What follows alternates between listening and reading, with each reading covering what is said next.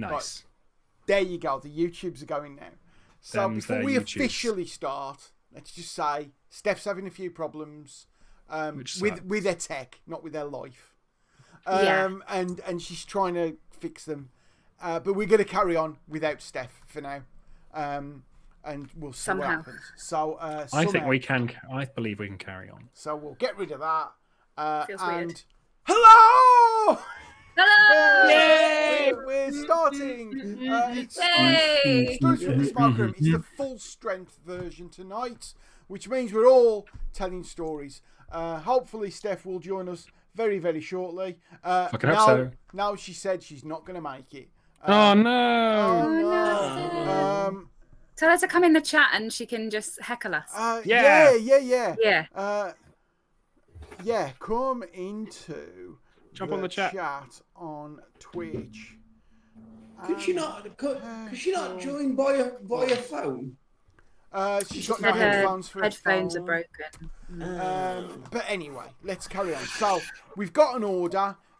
Steph's not doing it, which sucks. So let's jump straight into it. Our first story tonight, ladies and gentlemen, comes from Adam Unwin. Yeah. Are we not going to, before we start, not going to quickly run around what everyone's story is? Oh shit! And the order. Adam, what's your story about tonight? What's the format of this? It's the podcast? time I was. Yeah. It's I know, right? We're just the fucking worst at me. It was the time I was unmugged. Unmugged. Someone mugged themselves at me. Okay. I'm after Adam, and I'm going to tell you a story about my fridge freezer. Nice. Ooh. Living the dream. We are raising the fucking bar tonight. Believe it or not, it was a story I wrote and published. Ooh. After me is Hannah Platts with a tangerine hair. What's your story about Hannah Platts? So I was having trouble thinking of one, and then I thought, why not just relive some personal trauma and tell you about the terrible acting auditions I've done in my time. Yay! Yes. And then finally, we will have Mikey. Mikey, what's your story about? Should we talk mental health? Yes. And anxiety attack. Oh, oh my God. I love a good anxiety attack. On the face of it, sounds a bit dour, but it's fucking hilarious.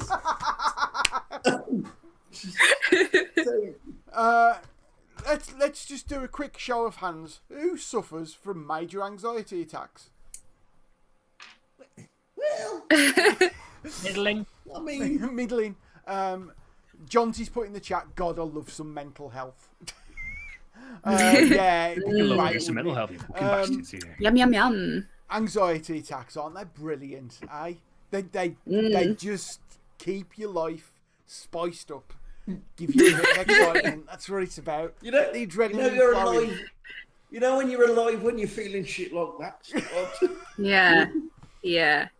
It makes you appreciate the times when you can breathe. That's what I think. Yeah. Like, oh.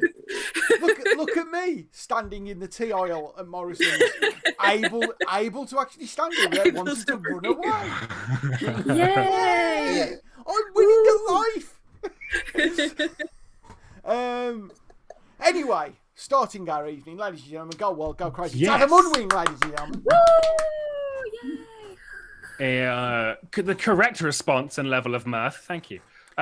So this is a story, as I said, about how my sorry. First off, we will get a strike against us on Twitch. Secondly, hello Ripley. That wasn't what I was going to say. She decided that whatever I was going to say wasn't good enough. Clearly, and she was probably right. Come back and love me. Someone. Don't do anything to the back. cat on the stream because you will get hunted down and killed. Don't fuck with cats. The documentary talking about. Yeah. So, I fucking love the fact that a bunch of people who are just cat fans caught a murderer. So, this is this happened down in London, but the story for this starts way back. If we go, hold on. I think you'll find it happened down in London. So this starts if we go to the way back machine, the Leicester Comedy Festival 2014, when I was in a 3-person show written by a friend of mine called Jeff and Ollie and the Homosexual Elephant in the Room. Which is a totally normal name for any play. But it was like a faux Edwardian ridiculous farce that made little to no sense, but was just really fun. Really stupid, really fun. Like cardboard props, all done really stylistically, blah, blah, blah. And it was great. It was so much fun. Did it 3 times. And only on one of those nights did I forget the first word, which was also the only cue for the whole night. But only one of those. The line was... The line was very simple. It was, good morning. And I went straight into the third line, which was my second line, which was, Jeffrey, I'm not gay, am I? That's the level... That's the level we're talking about this writing. I fucking love how the guy who wrote it, Ben, I adore his writing because it's so... like not round the it's like an Edwardian goon show. It's so brilliantly. Hold on, is that Ben who's done 1448? Yes. Yes, I know who you mean. Yes, I can imagine that his writing would be. Yeah. It's like an Edwardian goon show, and I love it. It's so off his brain.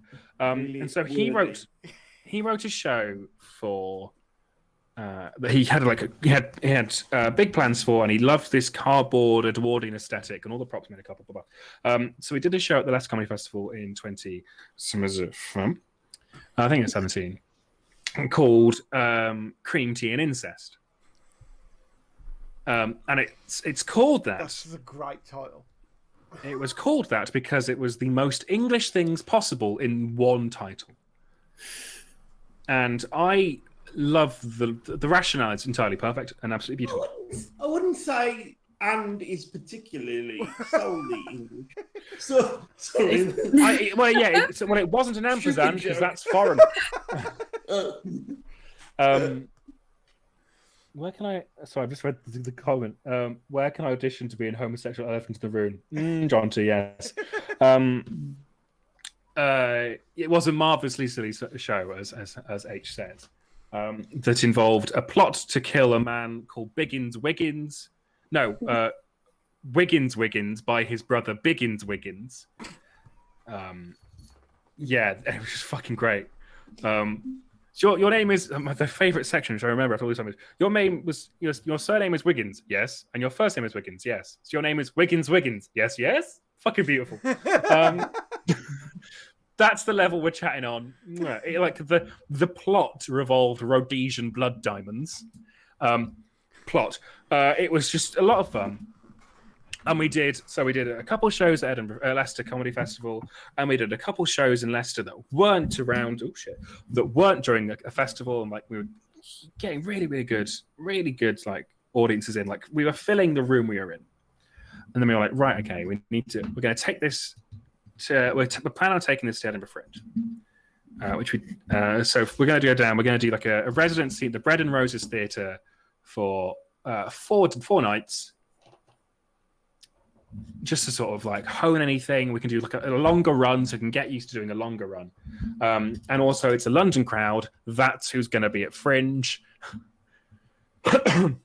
Yeah, we're playing in Scotland. Might as well shake it to London because they're the wankers who go up for it. Ed Spence was there as a baddie. So fucking great. That man is the most talented human being who ever lived. So yeah, we went down to London to do this show. Bread and Roses Theatre was great. The first night, this 80-seater like theatre above a pub. If you've not been, it's amazing. It's like the best pub theatre I've ever been to. Not because it's like grand, not because it's high tech, because it feels like a pub theatre. I zone out as soon as someone says pub theatre. I do apologize. It's just a stairs thing. Yeah, that's quite true, actually. Yeah. Now I've said it. Yeah, you all that's right. thought I was genuinely being a knobhead. Turns out it's them that are being the knobheads. Yeah, ableism. When someone says pub theatre, I just think, I could be downstairs drinking a brandy, but instead I'm up here watching mime. And the first night was like, we did great, and the audience, both of them, loved it. You've always been modest, though, haven't you? Oh, as in like it was the best. Amazing. In my opinion, it's the best one of that show we ever did, and both of the audience members thought it was fucking amazing too. We outnumbered them 2-1, which is that's how you know you're on for a winner in the London Fringe. That's your ratio. If I was there, you'd have at least had my access person as well. So you alone could have doubled our audience. But the rest of the run went really great. But we were chatting the next day. I'm like, I think my character, it's Edwardian, and I've got a whiskert on, but I haven't a tie. I've still got it.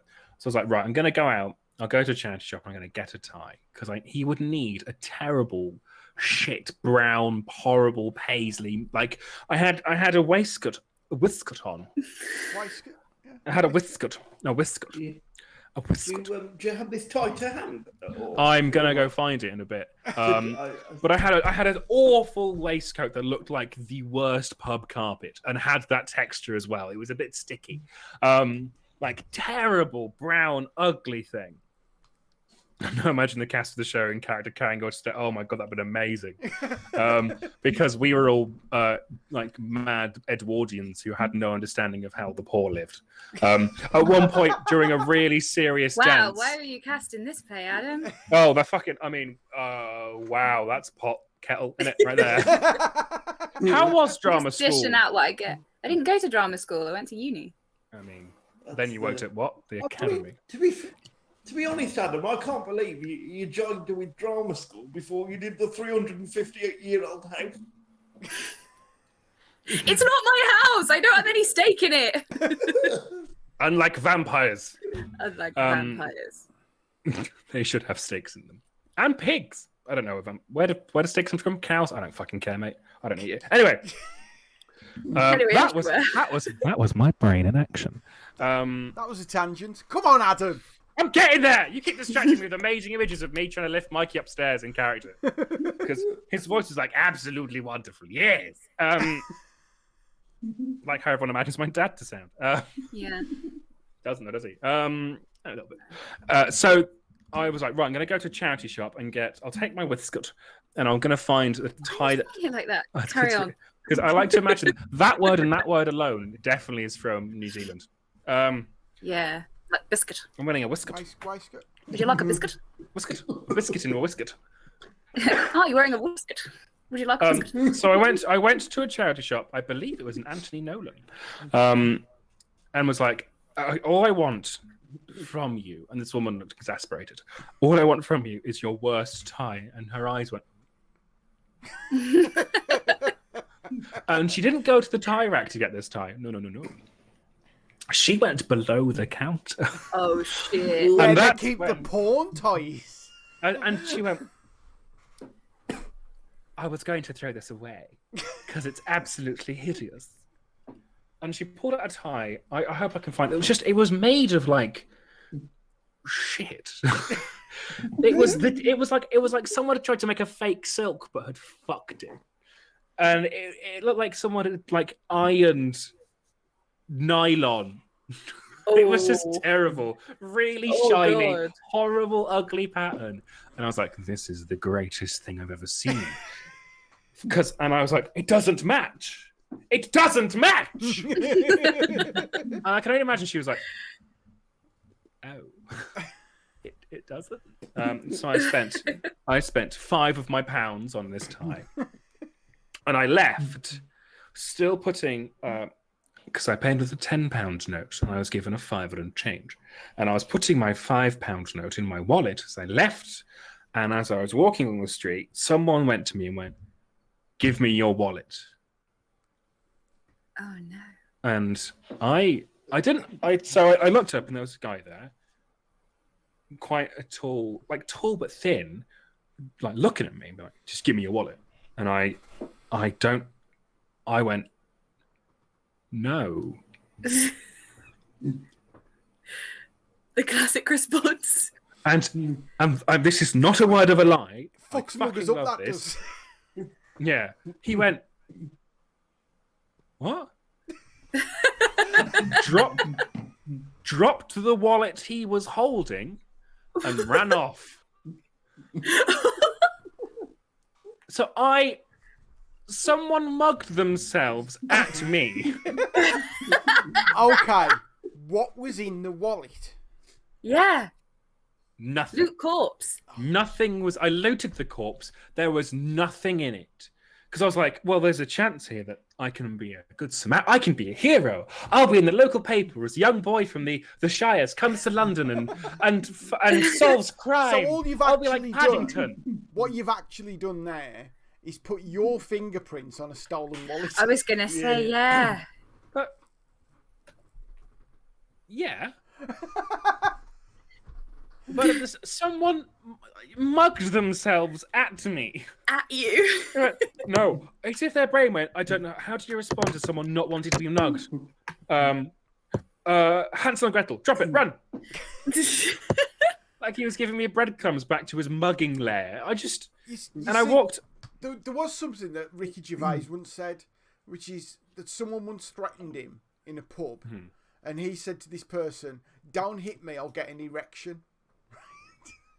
Which is one of the greatest things you can say to someone who's trying to act hard in a pub, because they'll be like, what are you there's a Darren Brown thing. So Darren Brown says if someone's coming at you, so you're like, oh, I'm gonna like hurt you, you should just start talking to them about really inane things, because it so he'd be like, the wall outside my house is 2 feet high, but the wheelie bin is 4 feet high, like just like literally saying anything, and it freaks people out so much because your brain's like, what it like derails there, and then you can just run away. I'll do that next time I go into contact with a physiotherapist. Yeah. So Adam, when this person mugged you or tried to mug you and then run off, did you run after them? No. No, and I'll explain. No, come back. I'll explain why I didn't. I was after this transaction, I was up to the tune of 1 wallet. Why would I risk that by chasing them down? Were you in costume at the time? Because I imagine you in your whiskers. Oh, I fucking hope. I wasn't. And I really wish I was. I had have been now, because that would have been fucking sweet. No, oh man, that would have been great. Just them being chased down by a man in tweed and whiskers. I don't know about anyone else, but I've just got the opening titles of the bill in my head. Which, as we all know from last week, I have opinions about. Yeah. Don't do the music, for God's sake. 2 things. Firstly, he is currently wearing a waistcoat. And also, Expat Lou says you pulled a Uno reverse card on him. No, it's my wallet. You're right. How good is that? That's exactly what you did. If someone's arresting you as well, you can pull that card, and the police have to arrest themselves. It's the law. I've seen it work in Vine. Slapping the reverse down. But yeah, so I got back, tried to explain to everyone what happened. They were like, nah. No, don't. And then you went, yes, it definitely happened. In fact, I brought him to explain. And then I would have. Come on down. It was just fucking weird. That's it. There's no more story. Maybe so if you were putting the money, this is what I'm thinking. You were putting the £5 into your wallet when he said to you. Yeah. Maybe he thought you were taking out your like police badge or something to be like, no, give me your wallet, criminal. Like maybe he thought that you were. What if the waist, the tie, the newly brought tie could have been like a ruse for some undercover costume again, like last week? That's a point. Yeah, exactly. It could be the tie that all the undercover police wear. Yeah, and he saw it and was like, "I've been rumbled." It's the Fuzz Rozzers. It's the Fuzz Rozzers. Fuzz Rozzer. That's what I commonly known. No. So there you go. Adam Unwin got unmugged. Cheers, ladies and gentlemen. Well done. I like that. I like. In a way, you're a winner, aren't you? Well, as I said, I came out of that plus, like, up one thing. Have you still got the wallet? No, I didn't. I threw it in a bin because it was cheap plastic wallet shit. Can we see the tie, please? I shall go and hunt the tie down. I've invented too many images of what this tie might be like. I'm going to see if I've still got it. I think I do. I'm going to see if I've still got it. Fingers crossed. I did a big tie clear out a couple of years back. Yep, I had to do one of them. Yeah. It's the danger of working 9 till 5 because you're like, oh, I'll make my life better and I'll be quirky. See, I have a new tie on. This is the only way I can show my individuality in a crushing office. Tie a way time. to make a living. Okay, there you go. He's going to find the tie, hopefully. Should we just carry on? There were 5. Yeah. There's now 3 of us. We're losing people. On the note of like finding things. I feel like I'm missing a limb, and for me to say feels that, weird. Pretty You know, he threw that wallet in the bin. I once found some house keys. Yeah. And that's what I did with the house keys. Is I threw them in the bin. You put them in the bin. There was no way of identifying whose they were. Yeah. So rather than leave them where they were, where they could have been picked up and someone could have known, oh, this is for this kind of lock, it might be, you know what I mean? Yeah, I suppose it could have gone round. No one else found them. Yeah. I suppose, yeah, because where do you hand them in? Like, what do you do? Like, give them to the police station or something? Like, what do you do? Like, going to the police with I found this key. I even have the whisket. Oh my gosh! I'm glad we waited. Put it on. Put it on. Adam, off camera. Adam, off camera. Put it on, off camera. But I'm naked off camera. Okay. I'm still. Can I here. just say? Yes. Okay. No. In my mind, it's like peak mid-70s snooker player, like. Yeah. Oh yeah. Oh, you're not far off. Imagine like that or like Doug Mountjoy with like mother of pearl buttons. Before you lost all that weight, Adam, it'd be Bill Worthing. Oh, fucking hell, I've put on a fucking shit ton of weight since the last war this. Fuck me. I felt like that when I put you my click suit that? on the other week. Click that, please, John T. Yes, yeah, please, John. Oh, please, Johnny, don't. Fucking hell, Adam, how long does it take you to put a waistcoat on? I've got to put a fucking tie on as well, you prick. Do you know how long it's been since I put a tie on? When was my... You know what, Adam? You should perform. You'd be really good. November fucking 2019. Just hang on. Adam. I'm putting over a jumper. Like I love the fact that the piano is holding up the ironing board. I love it. It's very practical. It is. It is. Does anyone remember Style Challenge from the mid-90s? With Sue Ellen Bowie with the big mirror. It was like a makeover show. No, I don't think so.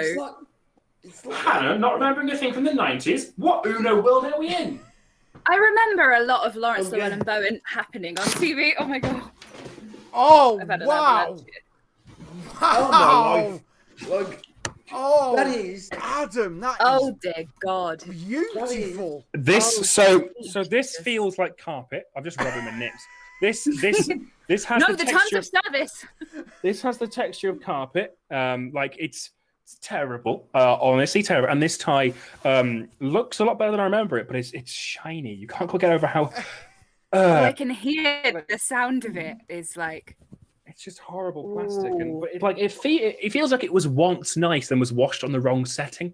Mm, it's been fried. You are going to keep that on for the rest of the show, aren't you? Oh yeah. And then if anyone pops into the chat, pops in to watch, they're going to have no idea why I'm dressed like a fucking like a 70s clown who's got depressed after their wife left with the kids. It's me. It's me, Sado, the accountant clown. No, Sado, no. Honk numbers. Sado. I forgot to add the one. Oopsie doops. And by add the one, I mean she left. It took away one. Subtracted one. She subtracted all of my joy. But it's fine. It's fine, though, because I have you, don't I, my best friend, Archers and Drambrui? Yum.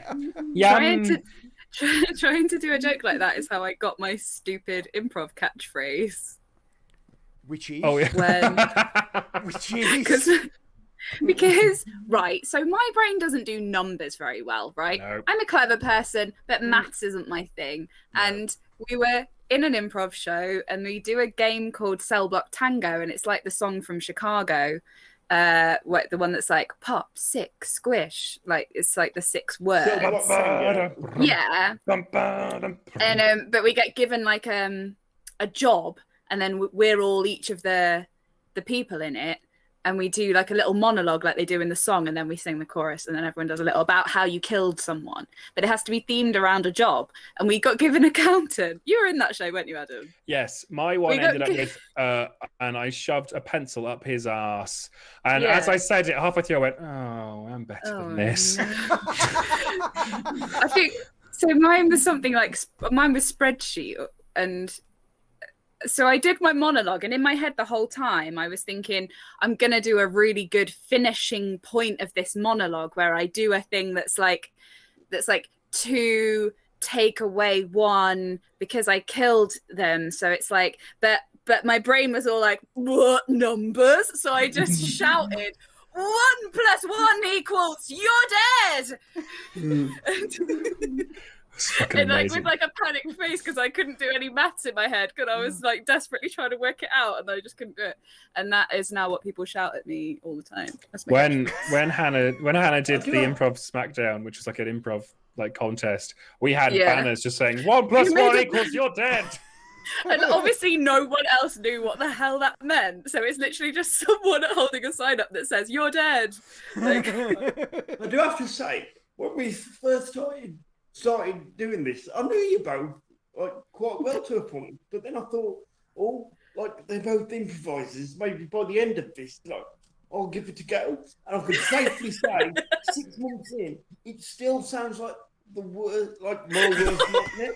I think it's fair to say, do you like knowing what the fuck is going on and your blood pressure, your blood level being quite low? Yeah, don't bother. Just sack it off, mate. Well, that's what I thought. So, anyway, this conversation. Shall we continue? Yes, let's. I think we should. It's me next. I'm excited. Ladies and gentlemen, the poet laureate of Mowsley, it's Dave Pitts. Not laureate of Mowsley. Dave the associate artist of the Arena Theatre, Wolverhampton, Dave Pitts. This story is from about 2001. We moved into the house I'm currently living in, and it's a cold house, right? It's cold. And we had a new fridge freezer, right? So, you know, the typical things, you know, the fridge at the bottom, the freezer at the top. Yeah? Yeah, those things. Yeah. You can picture it in your head. It's white, it's tall, it's a fridge, it keeps things cold. Right. We put it in what we call... Not quite as catchy as the football chant. You say that, Mike. Next week, everyone will be chanting. It's a fridge. It's a fridge. Right. We put it in what we call the veranda, but what you lot would probably call outside. Outside? Because it's essentially outside with like some polycarbonate roof. Oh, a lean-to, like a lean-to. Basically. Well, great, Nana. Great, Nana veranda. So yeah, you know what I mean. It's usually down the step down, Mike. Was your nan's down the step as well? Yeah. No, this is all I wanted. All right. As opposed to nothing, she also kept chickens, which is always what I do. In the veranda? No, in the bottom of the garden. Oh, right. Yeah. Chicken at the bottom of my garden. H has put in the chat, yes, the outdoor fridge. I know it well. The outdoor fridge. So, we're all fans of the outdoor fridge here. We had this fridge freezer in the veranda outside. And it was like less than a month old. And the freezer stopped working. And we lost like 50 quid worth of stuff that was in the freezer. So we found up the place where we got the freezer from, which shall remain nameless. It was Powerhouse, right? If you remember Powerhouse. I don't think you understand what the word nameless means. Fuck them, right? I'm glad they went out of business. They've gone bust now. Yeah, I said freezer's broke, right? And then in the 2 days it took for the engineer to come out, it started working again. We're like, what? The engineer turns up and he goes, you know what your problem is, don't you? Go on. Too sexy. It was too cold. Yeah, those the CFC type freezers are like that, aren't they? You can't. No. This was a new have them outside. This was a new one. Oh. It was too cold for the fridge. And we're like, now do that again. It's too cold. He's like, yeah, it's too cold. What it is, they used to have a thermostat in the fridge and the freezer. Mm-hmm. But to save money, they've just put a thermostat in the fridge. So if it's too cold for the fridge to come on, the freezer doesn't come on. And I'm like, look, I've got 1 GCSE in English. I have never even said the phrase fridge design in my life. I don't know anything about it, but I'm telling you now that if you're putting one thermostat in a product that keeps things cold, you put it in the coldest bit, right?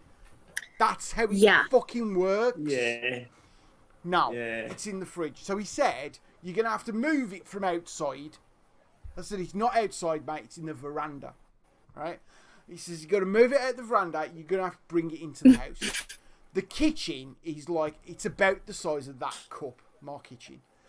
So there's no way it was going in the kitchen. So we had to put it in the back room. It's a cold house. 2 weeks later, freezer stops working. It's too cold inside the house. Right? It's crazy. Right, so phone Powerhouse and go, look, this is shit. Give us a refund. And they went, we can't give you a refund until the engineers come out and have a look at it. I'm like, okay. So phone the engineering department. Can you send an engineer out to sort out my fridge freezer? No, because we've already been out and it's working as it should do. It's because the room's too cold. So I phoned the shop and I'm like, they won't send an engineer out. And they went, well, we're not giving you a refund until they send the engineer. And I'm like, but they're not sending the engineer. And they're like, well, we're not giving you a refund. And I'm like, at this point, I am fuming. Feels like the chicken or the egg scenario, but with fridges.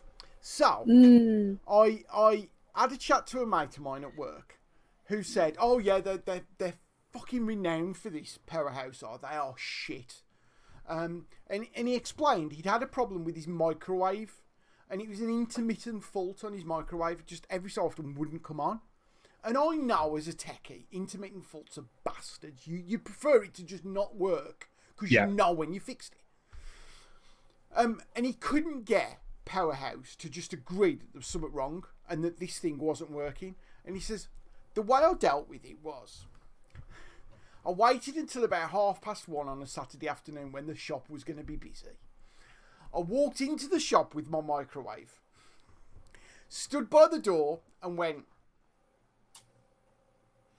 The microwave shattered on the floor. Everyone looked at him and he went, It's not working now. Can I have a fucking refund? Oh my god. I like it. And it makes me happy. Oh, I'm really worried about where this is going now, Dave. What did you do? So I shat in the microwave. So I drove a truck into the shop with my fridge strapped to the front. So I then prep. I'm aware now that what happened is they'd gone into my Aspie brain. So I was like, dog with a bone sort of thing. And I sealed off every single pathway they could take. I'd even got someone on standby to pretend to be a reporter to phone the shop to say, "Hi, I'm from the Express to Star. I understand." Right, you know what I mean? That's the detail I go into. Oh, Dave, I love you so much. So I had to phone them again, and I'm like, I genuinely said to the woman, I went, "Look, I'm like a bulldog with a bone, and I'm gonna cling on now. So you genuinely just give me a refund. You don't want the shower of shit I'm gonna pour on you. Just give me a refund." And she went, God. "Before we do, let's try a couple of things." She said, "Right, I've got a fridge freezer like this in a shed in my garden, and I have a similar problem." So I'm like, okay, let's see where she's going with this. She went, "So what we do is in the shed, for when it drops cold, we've got a little heater. And we put the heater on. Have you thought about putting a heater in the room?" And I'm like, "You want me to heat a room to keep my food cold?" And she's like, "Yeah." And I'm like, "Okay." On the fridge freezer, there's a thing that says it's got an A-star energy rating. And I can't argue with that. It's got a brilliant energy rating because the thing doesn't fucking come on. Right?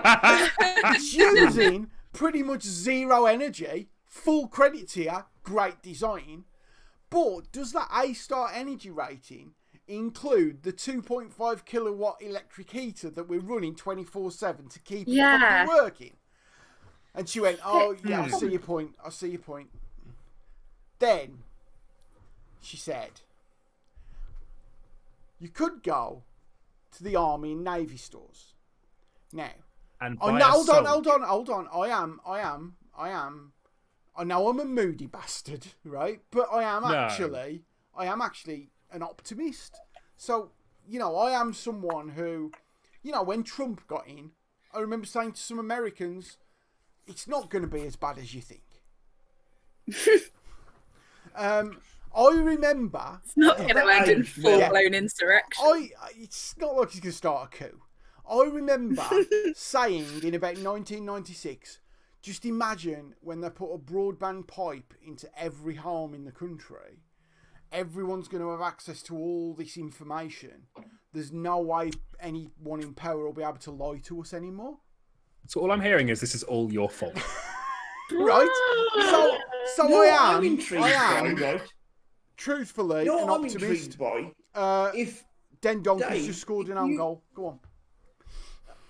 Oh God! Like you couldn't have finished that sentence worse, then, could you? I got dead excited when you said Den Donkey scored an own goal. Yeah.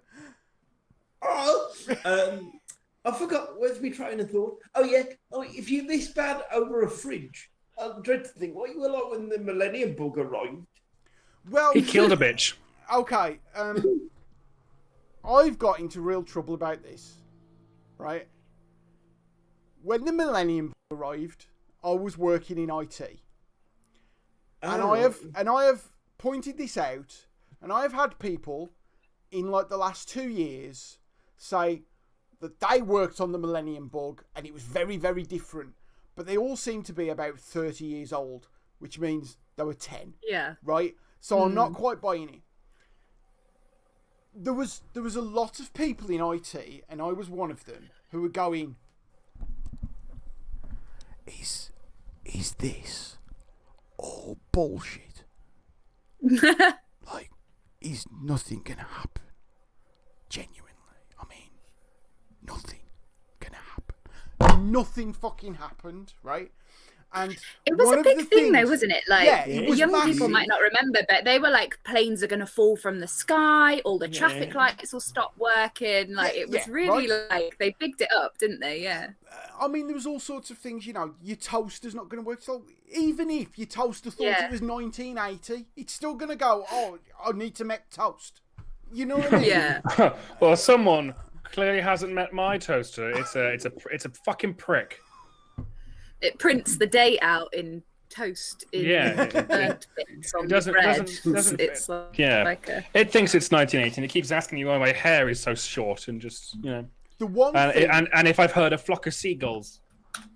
The one thing they always say is that because we spent so much money on the Millennium Bug, and because we worked so hard to do it, that's why nothing happened. What they forget is Russia spent fuck all.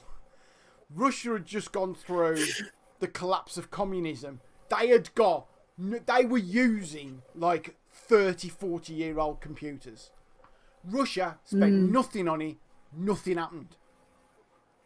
It was just like, it just got blown out of all proportions. So yeah, what happened to the Millennium Bug? A mate of mine worked the new year, so the Millennium New Year. And his bosses said, you have to work it in case we get hit by the Millennium Bug. And he's like, nothing's going to happen. No, you've got to work it. He's like, no, it's New Year's. I'm going out. How much do you want? 2 grand. Okay. They paid him 2 grand for one night. And he told them, my God, nothing's going to happen. Bloody hell. And he even apologise. They were saying that like all our bank accounts would be emptied and stuff. He was so certain that like all the bank computers would be going. He was so certain nothing was going to happen. He come to a New Year's Eve party with me. And I'm like, thought you was working. I am. 2 grand I'm getting for this. The fucking balls of that are just. That's beautiful. Anyway. I just give you a few things from the chat. Our friend H says, I feel like you and my dad would get on, Dave. His catchphrase is, come urban breakdown, you'd be glad of that. Yeah, quite like it. So what? Come urban breakdown. I don't know why he's from Doncaster. You'd be glad of that. Cool. Built himself a burning stove in the living room, so didn't have to put the heating on. I mean, he's a very plain speaking proper man. I remember at a open mic sort of theatre scratch night where Hannah was presenting when H was presenting a bit of a play she was doing called The Open Door. Her dad went, now I don't know if you've heard the phrase when it's a door or not a door.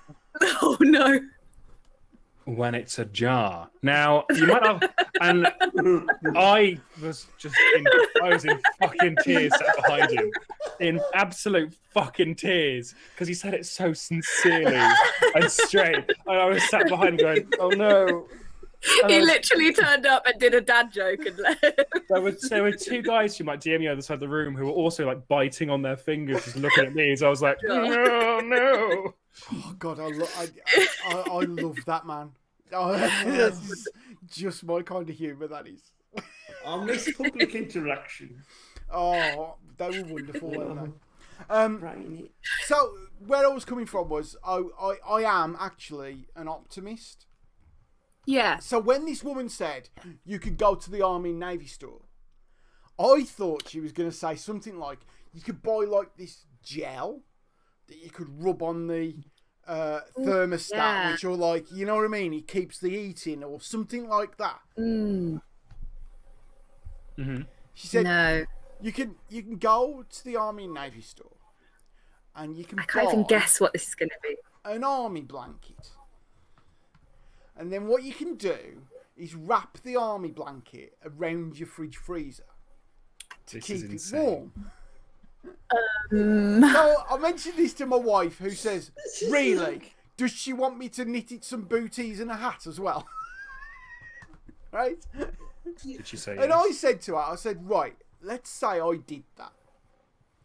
Let's say there was some sort of electrical fault with the fridge freezer. Let's say it overloads, the thermostat sparks. Let's say the blanket catches fire. And then let's say that next day in the newspapers there's a headline, "Twat kills his entire family by wrapping an army blanket round the fridge freezer." Right? You're going to deny that this conversation ever happened, aren't you? Yeah. Yeah. I would. Yeah. And she's like, "What? Okay, what do you want?" I'm like, "Just give me a fucking refund." I can't give you a refund. You've got to go to the shop. I went to the shop. It was after work, right? So it's about 4:30, 4:45.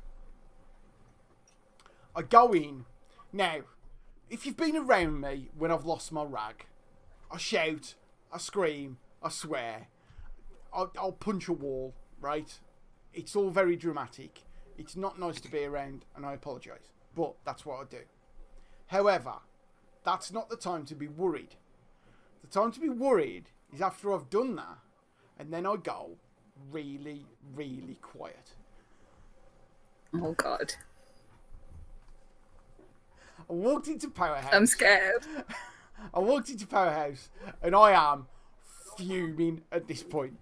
And a guy comes over, and he says, "Can I help you?" And I went, "Are you the manager?"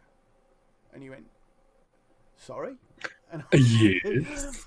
says, "Are you the manager?" And he went, "No." I says, "Could you get the manager, please? Because you not being paid enough to take the shit that I'm going to throw at you." I love those calls. I love those calls so much. When I worked as a business account manager, which is just customer services for business, someone phoned up and went, "Hello there. What pay are you on?" And I went, "Sorry." He's like, "Well, I've got a very large complaint, and I'd like to shout at someone who deserves it. So, what pay are you on?" I'll put you up. Don't worry. Just gonna boost that one up. So the manager comes over, and that's so thoughtful, though. Yeah. So the manager comes over, and I tell this story, and the manager has to keep saying, "Sorry, could you say that again?" Because I'm really, really quiet. Oh God, that's terrifying. And then I get to the end, and I get to the bit that I've just done there. So I've come into the shop, and he said, "So what would you like from us?" And I just went, "Just give me a fucking refund!" And he went, literally got refund tattooed on your head by that point, just pointing at it. What would you like from us? Yeah. I've been in general writing meetings where they ask that question. You know what I mean? At which point, to his credit, he did say, "We'll give you a refund." Oh, thank God for that. Oh. So fuck them. I'm glad they shut down. I'm glad they shut down. Fuck them.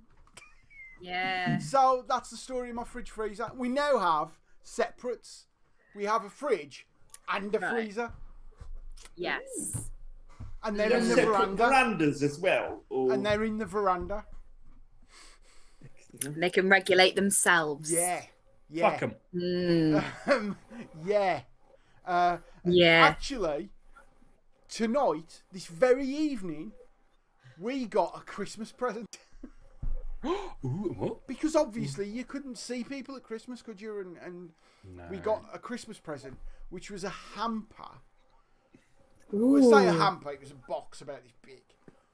Yeah, but still full excited. to the brim of chocolate. Nice.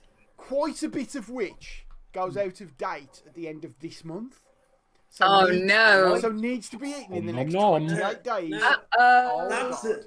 Like, if I were you, Dave, I'd consider that a challenge. You know what? We have. It was really funny because my daughter, it's her birthday on the 26th, and she went, at least we'll have some chocolate in the house for when it's my birthday. And I'm like, I genuinely don't think it's going to last that long. Not if I have anything to do with it. But it was funny. I knew I was going to tell this story, and I was downstairs, and Fee just said to me, she went, if you're wondering, I've put the chocolate. It's on top of the fridge in the veranda. It's nice and cold. And I thought,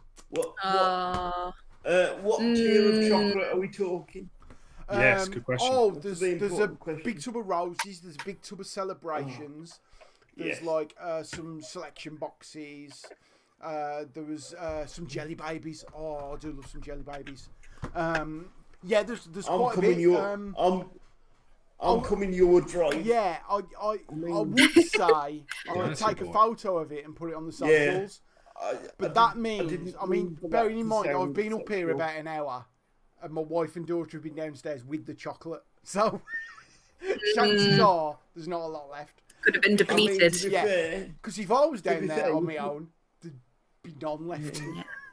To be fair, you snooze, you lose. Yeah, absolutely. Yeah. If you weren't another straight white man to have a podcast, that chocolate is yours now.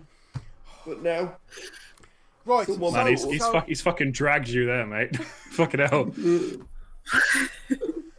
You weren't too busy being a fucking straight white man. In all honesty, that would be awesome if we could get sponsored by a chocolate company. Yeah, that would be like the dream. That'd be great, wouldn't it? Yeah. Maybe not for you, Adam, because you've lost all that weight recently. You've done really well. Oh, fucking be put it back on, mate. I'm willing to keep going. Imagine that. Free chocolate. Oh, God. It's better than free So if anyone out there has any links with chocolate companies... a decent chocolate company. We'll do ads for them. We don't mind. I might mention this before, but during my student days, I gave up chocolate once for uni to prove that I wasn't addicted to it or didn't have a problem. Because after lectures, that's the first thing I do. It's been since that day that you've been in that chair. Well, I've seen a fucking pattern, but you know what? It's not fucking worth it, though, is it? It's not worth it. Oh, this shit's just too good. Bloody hell! That's better than my punchline. So I quit chocolate for a month and it brought on the palsy. Mike's it's got a bit more than the palsy. That's me done. Anyway, let's move on. Dive Thank you. Ladies and gentlemen, Hannah Platz with a peach hair. Oh, hello. Hi. So, right, I'm trying to think. I haven't really prepared myself. Wow, what a shock. What was it that you said your stories were about? So I was going to just talk to you about some of the terrible auditions I've done. Oh, good. Yeah, love a bad audition story. Yeah, wonderful. So, like, the first time I remember an audition being harrowing is when I was 17. I auditioned for RADA, obviously, because that's just what you were assumed to do if you wanted to. I didn't really know that I wanted to be an actor because I sort of wanted to do music originally, but I decided I wasn't good enough. So I thought, I suppose I could be an actor. Daddy knew someone who worked at the Royal Court. So Daddy doesn't know anyone. So Daddy don't know shit. I went to a former polytechnic uni and got like fucking average 2-1 degree, and I get this shit from you people. I've got a GCSE in English. Fuck you. I take pride in my educational poverty. I loved my degree anyway. I mean, I don't want to bring up the GCSE in dance, someone's like... But yeah, but you went on and got a degree as well, Mike. Mike, I've literally got a GCSE in English and a City and Guilds in computing, right? I'm the only true punk rocker in the room. You're a poet laureate. Oh, no. Nah, so you've got poet laureate like class. I think my connection went weird. I'm not a poet laureate actually. Yeah, you are. I'm not. Yeah. You're a poet laureate. I'd like to be a poet laureate of somewhere like the kitchen department at Wix's. You know what I mean? That would be really good though. You're in luck. Not the whole of Wix's, just the kitchen. just one small bit, because I'm not good enough for the rest of it. They've got Purse House to do the rest of it, right? I'm just the kitchen department. That's what I want. So I've always said I don't want to be a world-class poet or comedian or anything, but I'd love to be their union rep. Yeah. Yeah. I'd quite like if you're a world-class poet, because then we get more than 6 people watching this. You obviously yeah, Dave, could you just hurry up and get famous, please? You know nothing about the world of poetry. Just a full house. It's a full house. This is a full house. 6 people. And then even and then usually they just click at you. So. Yeah. Dave forgets he wasn't actually at a gig. He just halfway through being a waiter, he forgot. He's like, oh, I know, my words really do sting, don't they? Haven't I given it to the man? Look at that. No, you haven't. That's why I'm hungry. Give me my food. I did 4 rhyming couplets. That'll show the government. Yep. So anyway, I was 17. And I decided to apply to a few drama schools because I was like, well, that's kind of, I suppose, how you become an actor. So I auditioned at Central. And as we know, their audition process is... I had to become fire in that one. I had to be fire. And so I was like, this is shit. So I sat on the floor and went like this and said I was a candle. And they didn't like it. I mean, can just at least your object move. Yeah. Yeah, it's better than a tree. It's better than a stick. A stick is better than a stick. That was a stick, bloody hell. Yeah. I don't get the logic of that. That was awful. I've never seen anyone who can play a good Hamlet who couldn't play a good tree. Yeah. I mean, bearing in mind, this is a long time ago, so I don't know what it's like now. That's my caveat. Macbeth. This was like 2005-ish. Okay, yeah. So 4 or 5. So. Macbeth is utter shit, but Macbeth channeling a Whomping Willow. Genius! The second I also auditioned at... the second 1448 play I wrote had Nico playing a tree. I remember that one. That was brilliant. And I said to Nico... Filling every drama school. I said to Nico, you spent 3 years at drama school for this, and he didn't laugh. And I'm like, fuck's sake.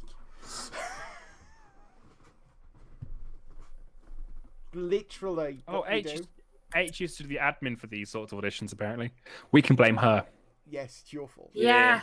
Think a bit more. Well, so my RADA audition was in Leicester. It was at the Haymarket, in studio at the Haymarket in Leicester. Because they do auditions in like different cities now, so you don't have to travel all the way to London. Your auditions are at better venues than I've ever played. Wait, my connection went weird. I didn't hear what you said. I said, your auditions are at better venues than I've ever played. Leicester Haymarket. Leicester Haymarket Studio. Well... I mean, it's a nice studio, don't get me wrong. You say that. You really need to see some of the places that we've played. Yeah, it's like a little black box. Anyway, my RADA was in there and it was awful. Oh, she's gone. Oh, no, she's back. I think my connection's gone. Yeah, I think my Wi-Fi's going weird. Oh no, Hannah, shall we come back to you and talk about Mikey's anxiety attacks? We'll come back to you, Hannah. Hold that thought. Okay. I'll refresh my connection. Yeah. I told you we're having loads of problems tonight, aren't we? Yeah, this is like... Don't get it. This will go in the Christmas blooper reel. You're welcome, Dennis Norden.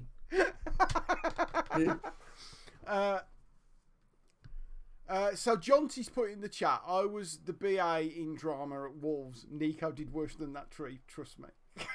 Oh no. H, my mom told me about her auditions around the same age and she had to be a fish finger. I'm sorry, that was adorable. What? Someone had to be a fish finger?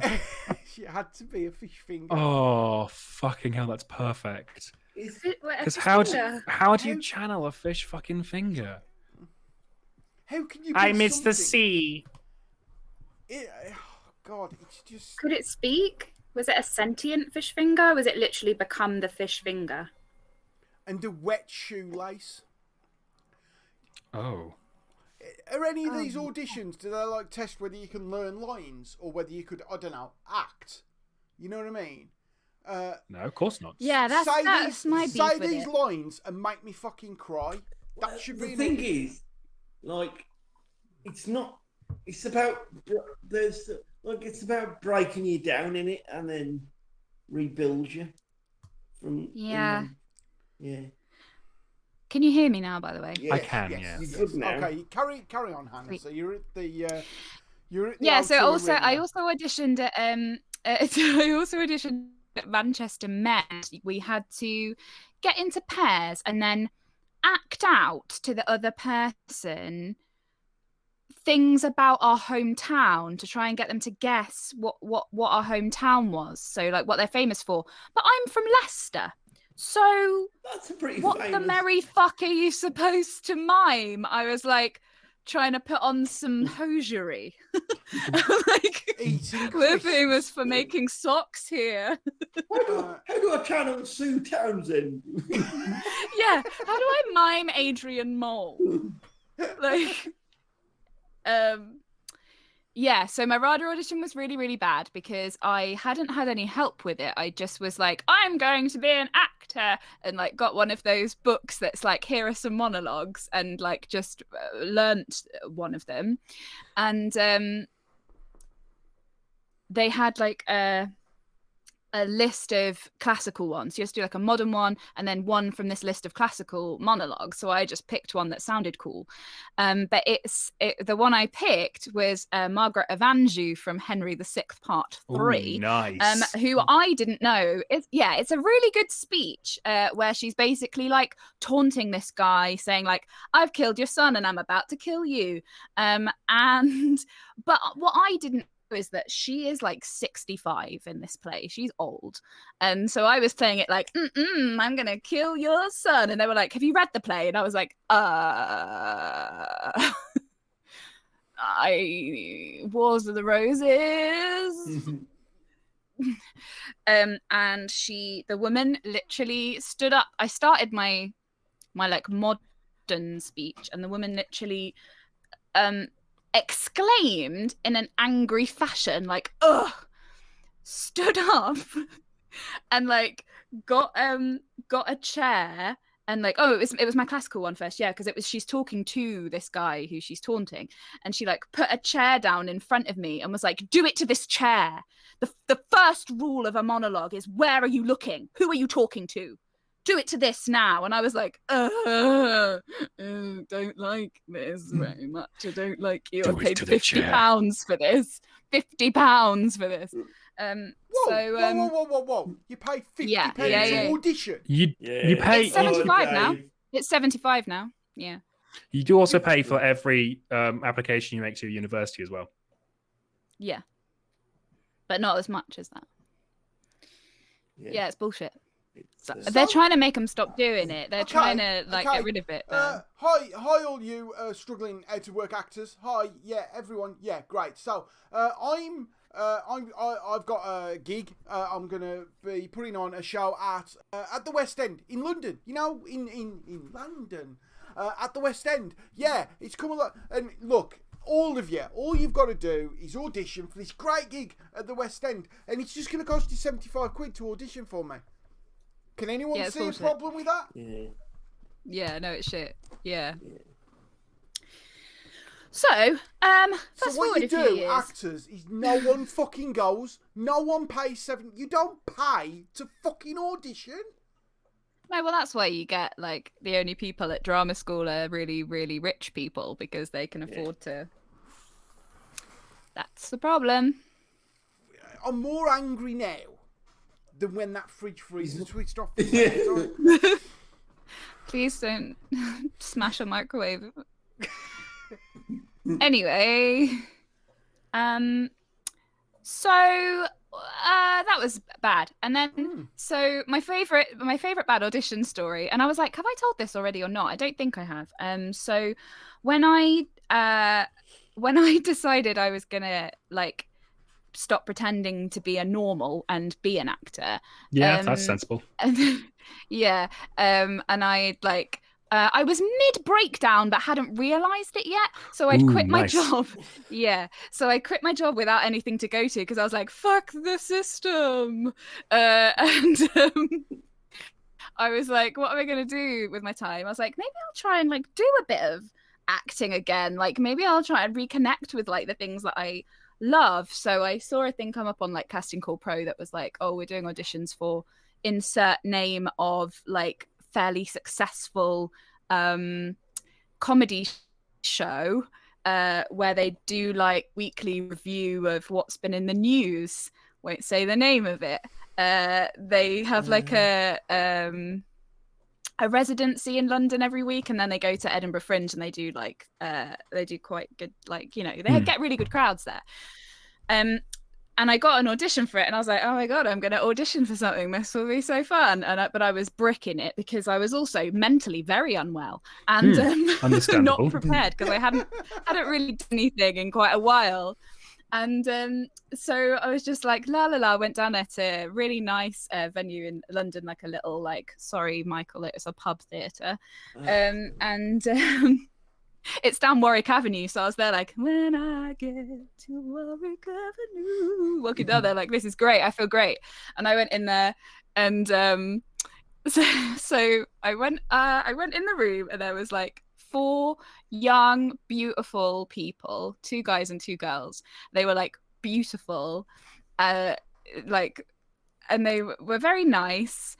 And I went in, and they had printed off my Casting Call Pro profile and had it in front of them, and they handed me 2 sheets of A4 that were covered in this sort of monologue that was written in the style of like you know, like film 2000 and whatever, like with Barry Norman. Is it Barry Norman? Yeah, it was like a script for that for you to read out, and they were like, just start reading that. It's 2 sides of A4. And I was like, okay, cool. So I was like, and then this film was blah, blah, blah, reading it out. And they're like, and then they started shouting accents at me. And they were working down every accent that I'd ticked on my Casting Call Pro, which was most of them, because I was young and foolish and hadn't like really done any work on that yet. And was just like, yeah, I could probably do a Birmingham accent if I wanted to. Like, no, I could not. And so... As I've said on this before, like, for me to get into an accent, I have my little key phrases to drop into. So I had to keep whispering to myself under my breath, like I'd be going, Dave Pete, and then doing a Birmingham accent. I haven't got a Birmingham accent. Can I just point that out? Dave Pete. Well, not that, but you know what I mean. I can't do proper Birmingham. I can only do a weird impression of you. You start by saying bitches. Oh no! Oh, is that me or is that Dave? No, you're still there. Oh no, it's Dave. Still here. Oh, okay. Oh, you're there. Okay, good. It went all fuzzy, and I was like, "Oh no, have I gone again?" And then, as well as the accents, they started shouting out names of famous people. But I'm Hannah Platts, so I don't know. In the moment, I'm like, "What the fuck does Davina McCall sound like? I have never watched a thing she smells like with her on. I've seen her, and then I remembered what's her name used to do her on Dead Ringers. So I was doing an impression of someone doing an impression of Davina McCall, like her, and it was so bad. It was terrible. Oh god, my Wi-Fi's gone off again. I can still hear you. We can still hear you. Oh, you can hear me. Okay. Okay, cool. I can't see you, but I'll just pretend you're still there. Okay. It was so bad. It was, and then they were like, "Can you do a Leicester accent?" And so I did my version of what a Leicester accent sounds like. And they were like, "Are you from Leicester?" And I was like, "Yeah, well, yeah, near Leicester, yeah." And they were like, "Oh," and it turned out one of the women on the panel was from Leicester, and she was like, "I've never seen anyone tick it on Casting Call Pro before, so I had to ask you that one." And I was like, "Okay, yes, cool. Where do you live?" And she was like, she said some like really posh bit of Leicester, and I was like, "Oh yeah, I live near Colville. Sorry about that. Sorry." Is that not a good part of Leicester? No, not at all. It's probably the worst bit, I would say. It's not even in Leicester, mate. Let's not be. No, it's not in Leicester. It's Leicestershire. But she was from somewhere really posh. And I went, "Oh, nice. I'm from Colville." And she went, and then just like that was it. Did she nod and then move her handbag away from you? Yeah, just like check. Don't leave your phone on the desk. Oh, I because, see. She's from right. Okay, cool. Did you just say you should remove drive the quickly through? You should drive quickly through Colville in case someone steals your hubcaps. Anyway, I had to sing a song a cappella, which I hadn't done for probably 10 years at that point or something stupid. And I hadn't practiced, hadn't had any proper practice. I'd just been like singing to myself in the house. So that was terrifying and really bad. And when I finished, I was like, I can normally sing better than that. And so it was like, okay, fine, this is fine. Oh, I think I did the song first, and then I had to do the weird impressions. They were like, do it now, read it like the Queen and stuff like that.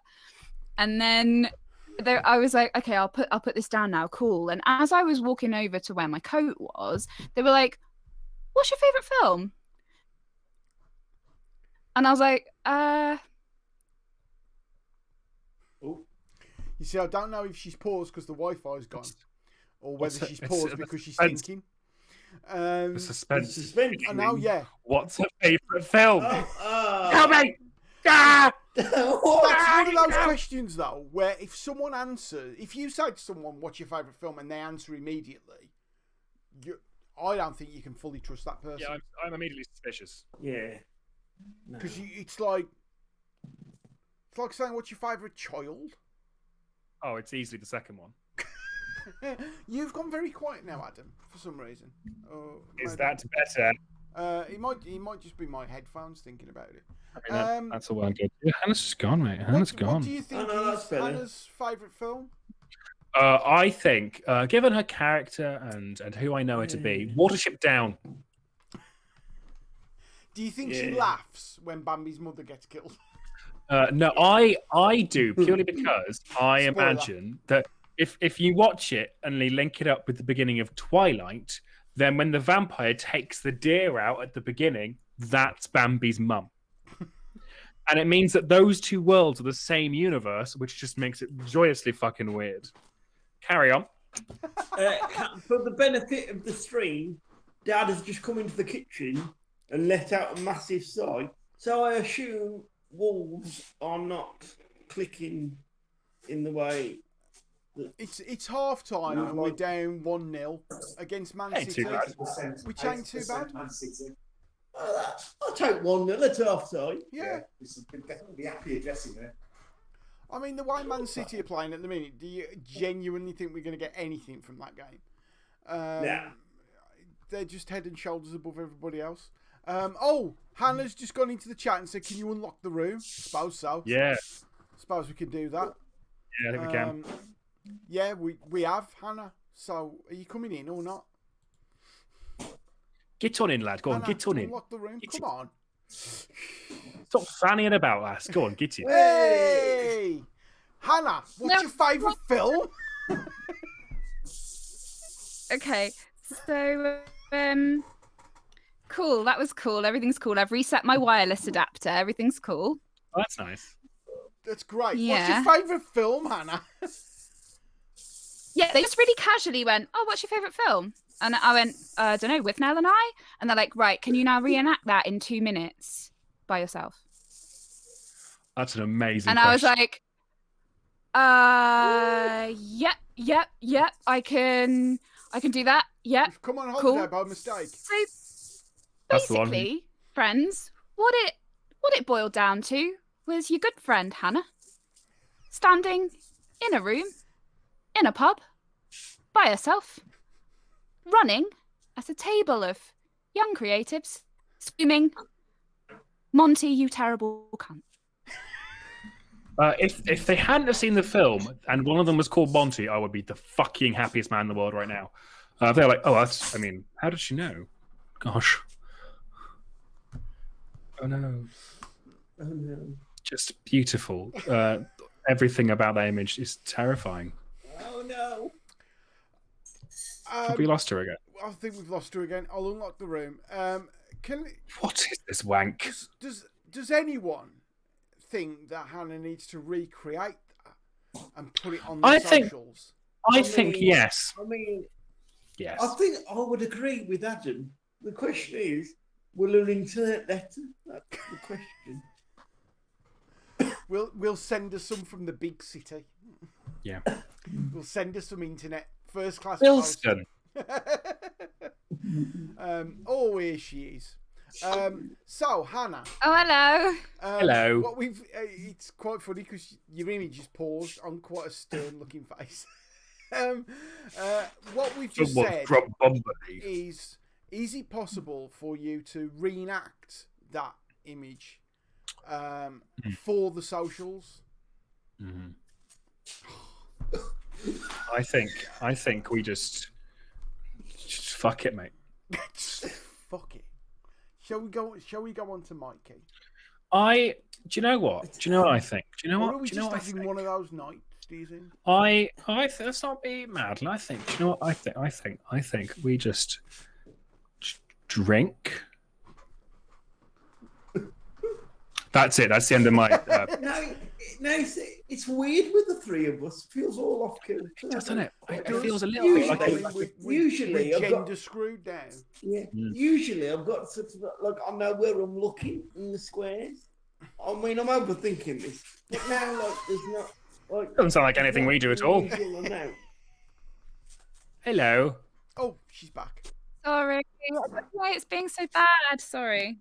Hey. It's the noise of technical issues. Hannah. Yeah. Can you reenact that audition of you screaming that line for the socials? Yeah. Yes. Yeah, brilliant. I will. That's I don't know if I can run. I can't really run at the moment, but I will try. Yeah, I'll try and do it with camera angle so it looks like I'm running because my leg is still bad. Yes, do that. Yeah. Yeah. If you could do that, that would be wonderful.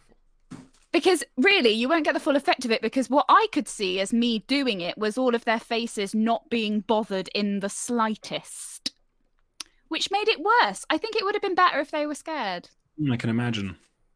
And the worst thing was they were like, oh yeah, someone else said that film as well earlier. So they'd already sat through somebody else having a panic attack trying to recreate with Nell and I, just the two of them in 2 minutes. So, on this subject, yeah, if you were casting someone, what would your audition process be? Oh, bloody hell. Right. Well, I wouldn't make people... I wouldn't surprise people with things like that to start off with because it's anxiety inducing. Exactly. In it, though. And I still remember every second of that audition now because it was so awful. I rang my friend on the way home, it was the worst thing that I've ever done in my life. I was mid breakdown, to be fair. That's good. But, always good mid breakdown. Yeah, the end part of it is the best part, to be fair. I think, well, it depends on what you're auditioning for because it's what skills you're looking for would determine what you would ask people to do. So if you want to be like, I need to know that I can get on with this person for an entire Edinburgh run, then you need to have things where it's like, how do they work with other people? Like, we're playing a game, like watch how they interact with people. Could I hang out with you for a month? Rather than it being like... when I had to do a project, which was like a 2-week filming process, I actually said, I want to take all those that we're shortlisting and I want us all to go bowling. Yeah. Because I've got to spend 18 hours a day for 2 weeks with these people. Yeah. And if they're going to drive me nuts bowling, it's not going to work. Oh, she's gone again. But I think your wisdom is valid. You're a wise old owl. I'm a wise old owl. You see, owl. Exams, right? We judge people on exam results. Yeah, we do. When in your life do you do anything like an exam? Like, cram all this information in for a 90-minute period of time and then you can forget it all?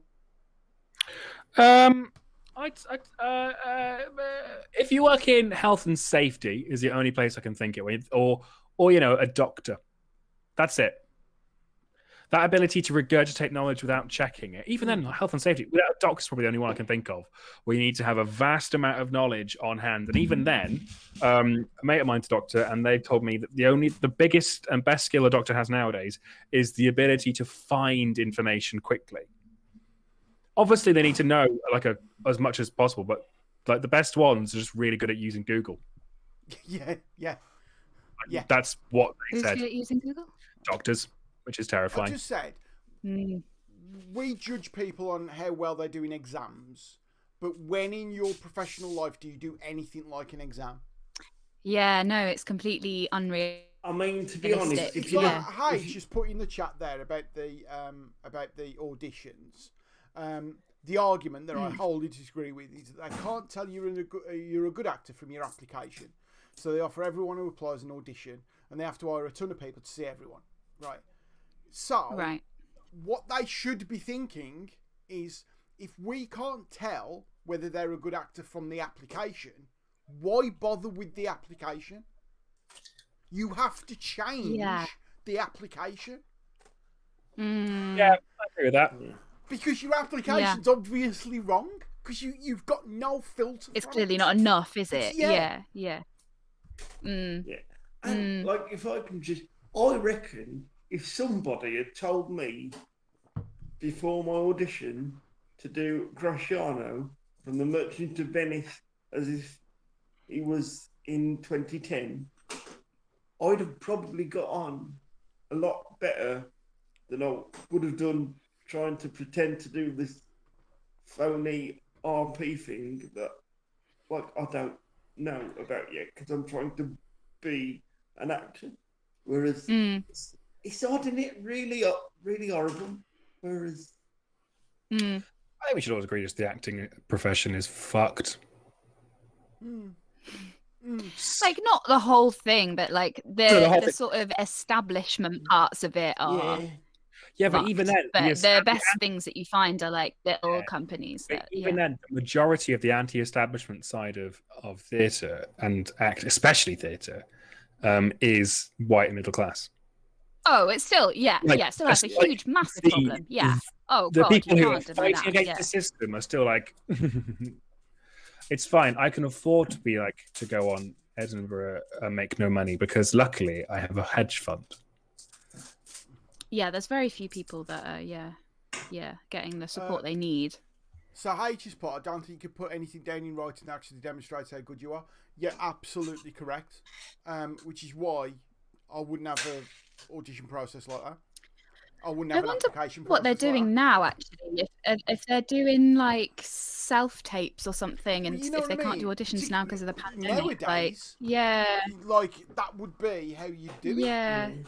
And in fact, when I don't know what they're doing then. When we were auditioning for, me and Fran were auditioning for that one play that we did. We had people sending audition tapes in. Yeah. And we had people come in, and we told them, you know, here's the script, pick one of them.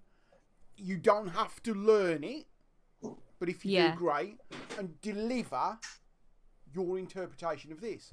When they turned up, we didn't then go, be a tree. Because again, that wasn't what we were looking for. We were looking for someone who could deliver these lines. Yeah. So they were asked to deliver these lines. But again, it's that thing, isn't it? It's, you know, because it's so competitive, it becomes then about nepotism and privilege. And the people who rise to the top don't necessarily know what the hell they're doing. All in all, fun. Yeah. Yeah. And I think that's the ultimate irony, is the one thing where people really criticise successful wages is Premier League football.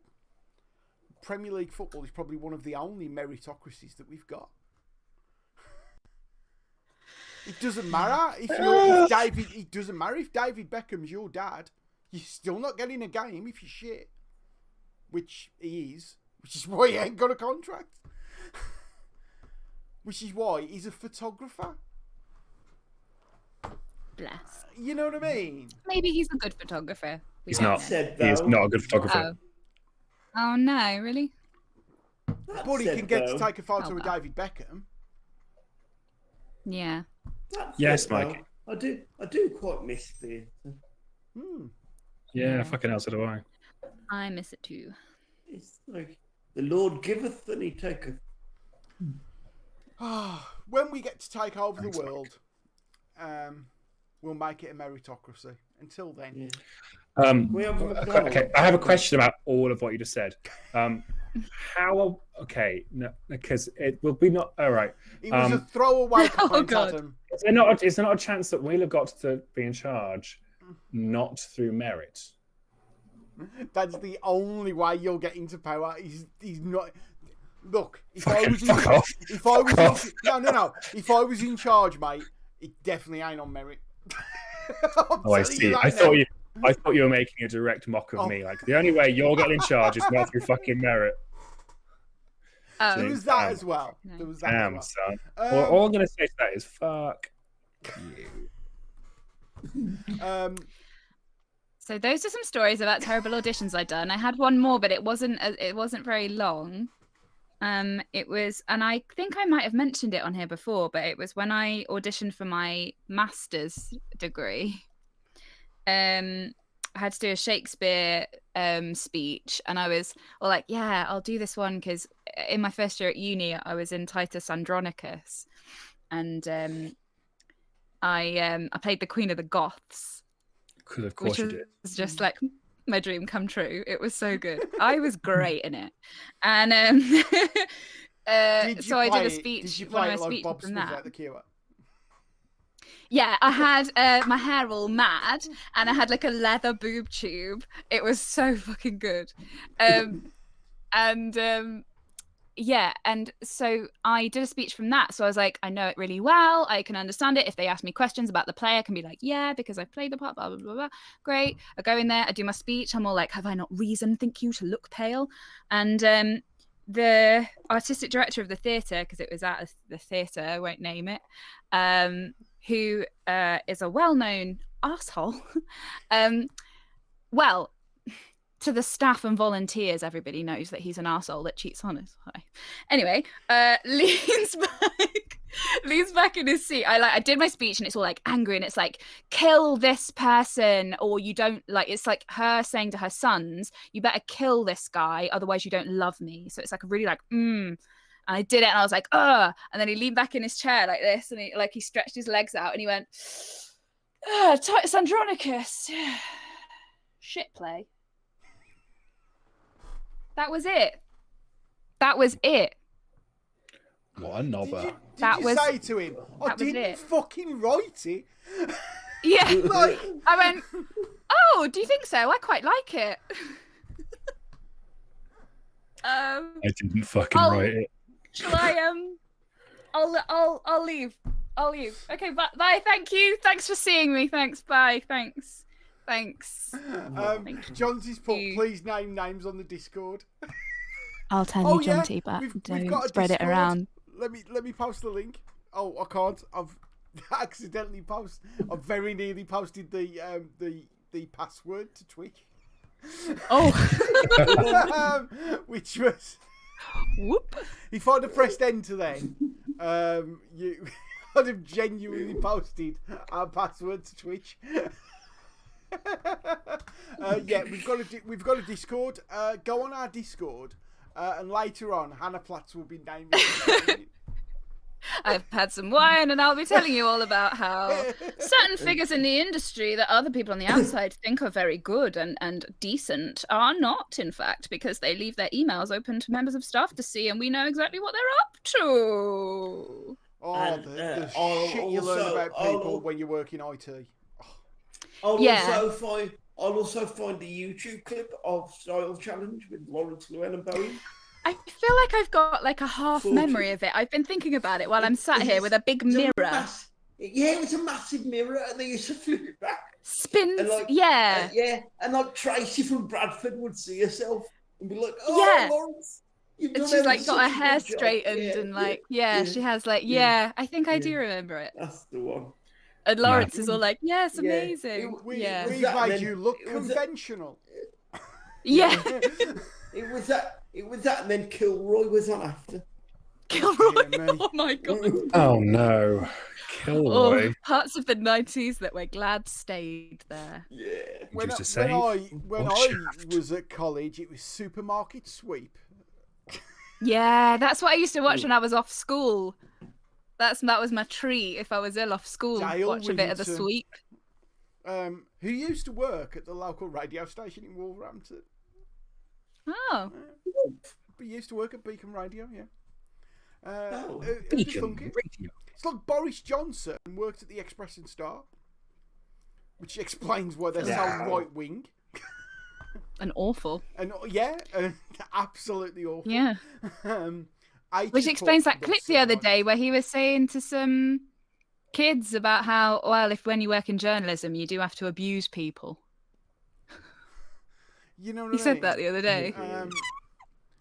What a fucked up human being that man is. Anyway, ladies and gentlemen, Hannah Platts. Anyway, I love Supermarket Sweep. Thanks. I'm a very successful actor. Finally, talking about anxiety, Mikey Southern, ladies and gentlemen. Yay! Woo-hoo!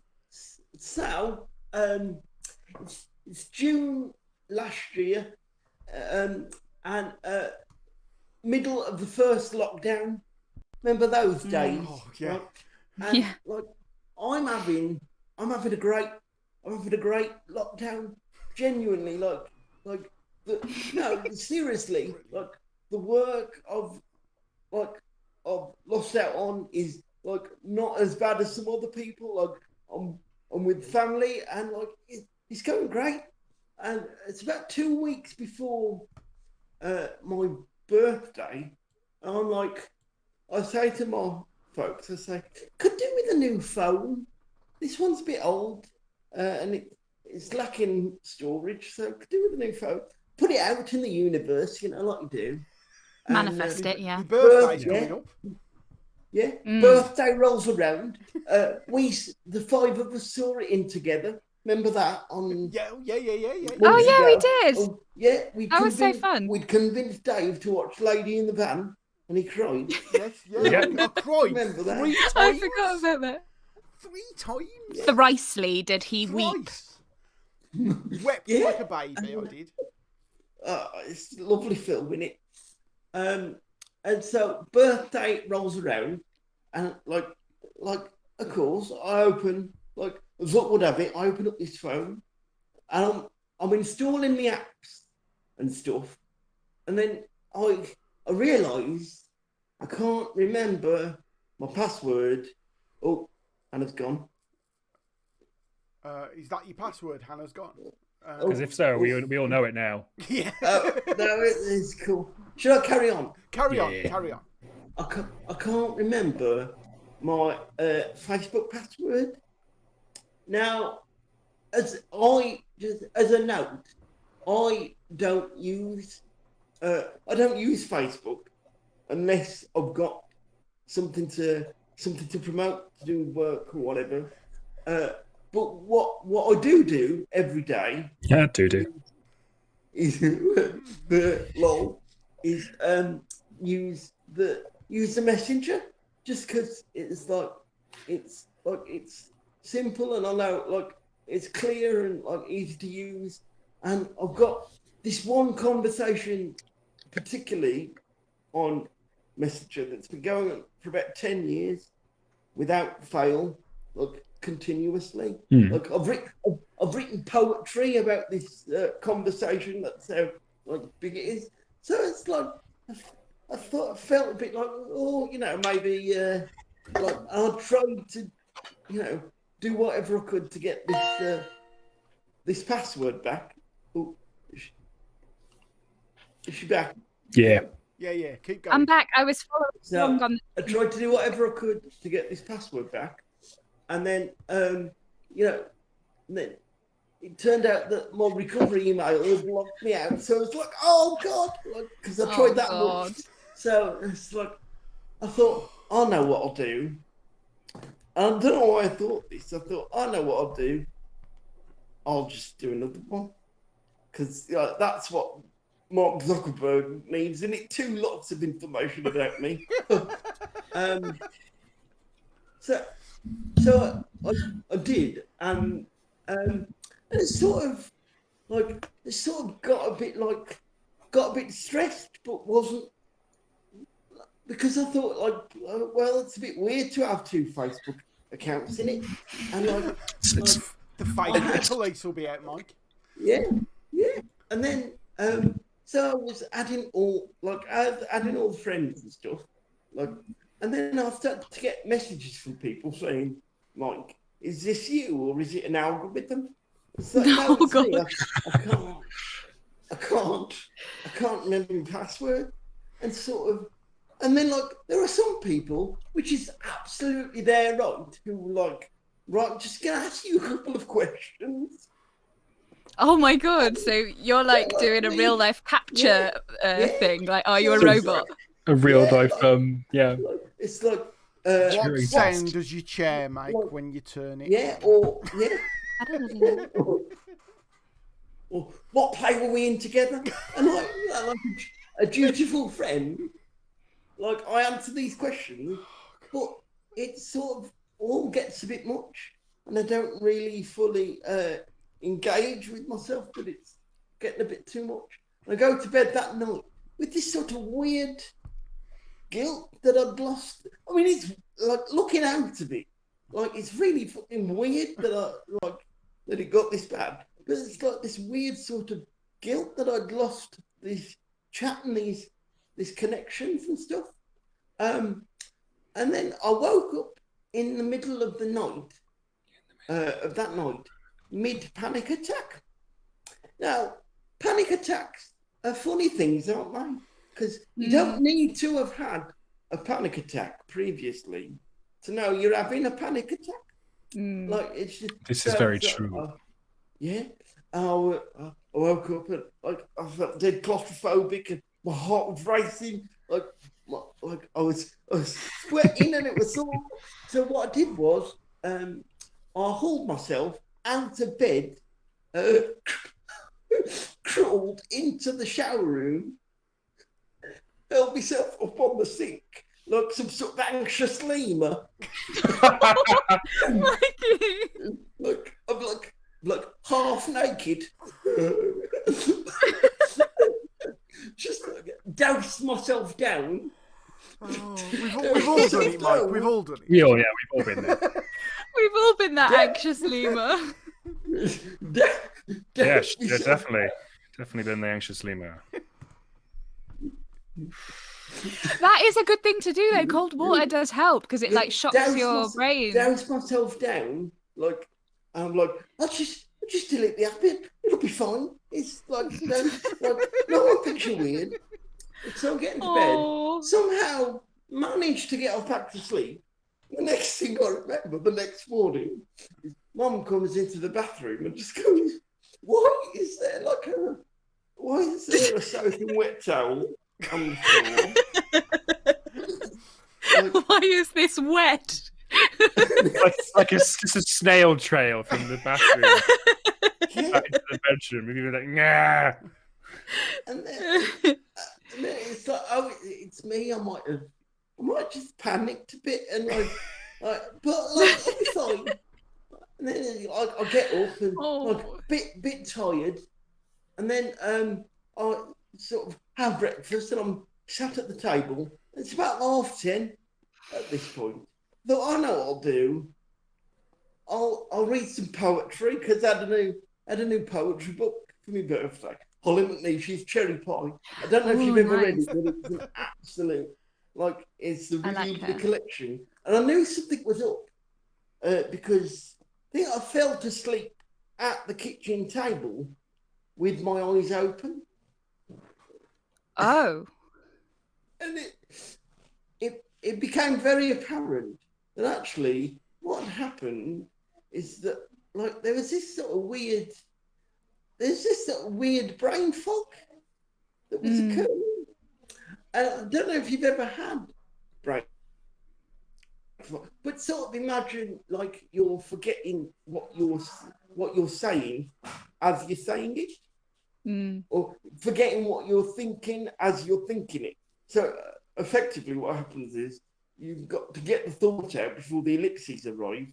But because your brain is going 100 miles an hour, the ellipses always arrive, people. So what I did was... what? No, it's just such a perfect way of describing it. Bang on. I'm so proud of you. Thanks. I was quite chuffed myself when I came up with that analogy. That's beautiful. And so what I thought I should do is, I was like, I'm just going to go back to bed for a little bit. I think that's probably a good thing. It was 10:30 on a Monday morning, the day after my birthday. I just couldn't stop thinking about how weird it was about the fact that I had 2 Facebook accounts. And I don't want this to turn into therapy, but it can be. That's fine. But it does get funnier. So what I essentially just lay there for the rest of the day, and also what arrives with brain fog is the physical symptoms. It's this, the anxiety knot. Yeah. Imagine you're constantly 5 minutes away from having to phone call the bank. Oh God. Yeah, but that imagine that feeling. 5 minutes away from having to phone call Powerhouse. Yeah, constantly. But your fridge freezes. Yeah. You're that stressed. But then, so I sort of lay there for the rest of the day. I had no appetite, so all I ate was some white chocolate fingers and some lasagna on the evening. So that was all I had. Keep going, Mike. Yeah, I believe in you. And then another really odd thing about brain fog is that it sort of messes up your sort of logic. So you sort of you get easily confused and your memory leaves you a bit. So people would come in and check how I was. I'd be like, well, this is my 14th wee of the morning, and my sister would be like, do you mean the day? Because it's 20 to 4 in the afternoon. I was like, oh, yeah. And then of course, your part of you without the brain fog realizes that what you're saying is ridiculous, and then in the next breath you think, oh, I'm anxious, and then that makes you even more anxious. The fact that you forget stuff. So it's just this never-ending circle. A never-ending circle. Can I just say, Mikey, H has just put in the chat, why is this so lovely to have someone say out loud? Yeah. I think anyone watching this who's got anxiety is going, it's not just me. No, there's the third act of this story that I'm coming up to now. Ooh, actually. So obviously, like remember we had a really hot summer, didn't we? Yeah, we did. Yeah.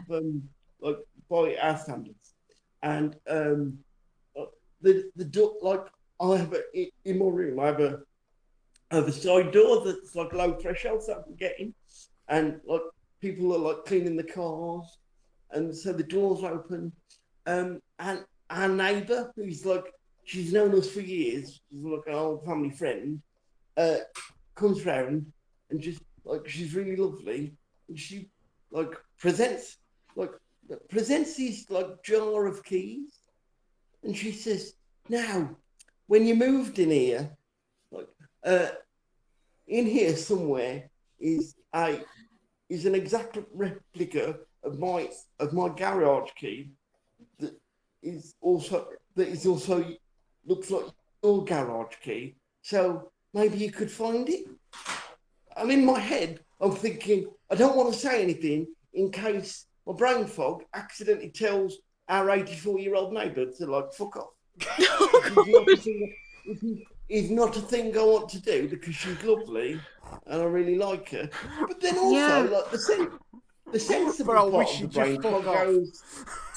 The sensible part of the brain fog goes. Why does she not know about cerebral palsy? Why is she asking me to search through a jar of keys? What a strange. God. Yeah. What it was, What? Mike, she thought she was talking to the other Mike who's got the other Facebook account. That's what it was. That's it. That makes sense. Yeah. And so gradually, like over the next few days, I sort of get better and better, like incrementally. Like I thought I was going to say then, over the next few days, I'll get down this jar of keys. No. What actually happened was, just left them in the corner. I do that at work every day. Yeah. Something I don't want to do. Well, I mean, for start, we had to, because you got to quarantine them, right? Yeah. So, and gradually, sort of over the next day or two, I get sort of better, but still not really like 100%. And I should say, in all of this, in the interest of openness, my family were nothing but supportive on this occasion. I should hope so. Yeah. You know, obviously because they're lovely and great, but even then it goes to the point where like someone's just got to sit you down and you just got to be. So it sort of happened that I think it was like during an episode of like a shit reality TV show like Love Island or something, and my sister just went, right, Mark, why have you been like this? I was like, because of Facebook. Why? Because of the chats.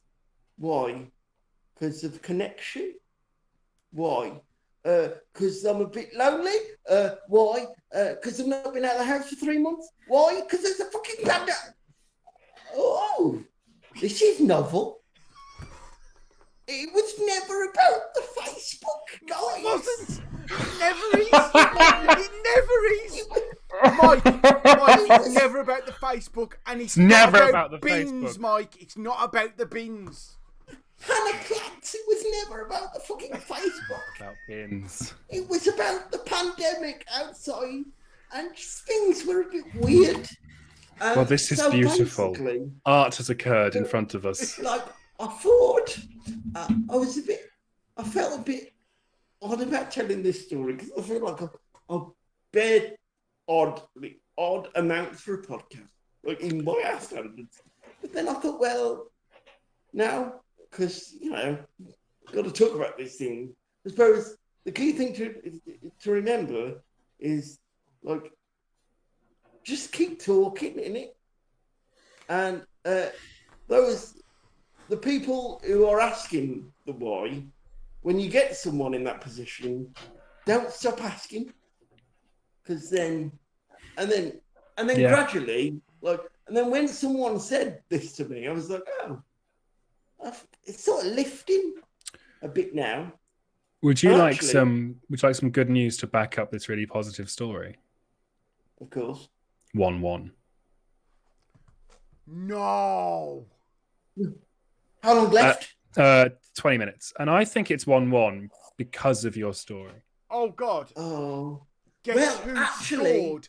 Guess who scored, Mike? Not Fabs. More shocking. Dendonker.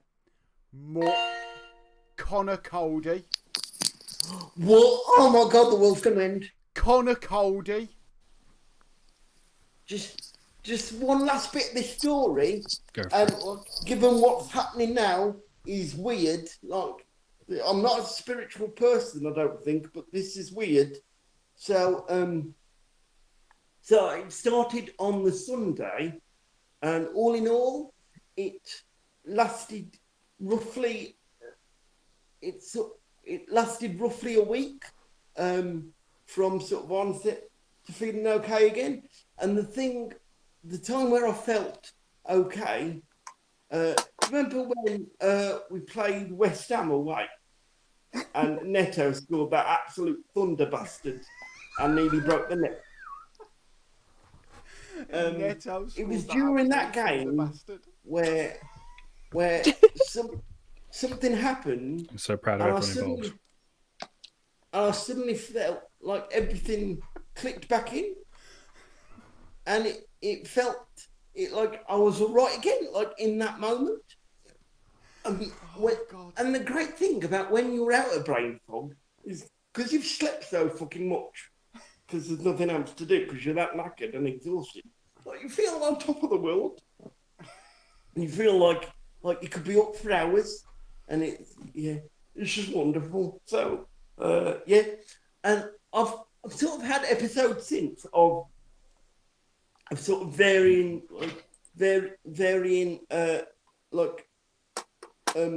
sort of urgencies.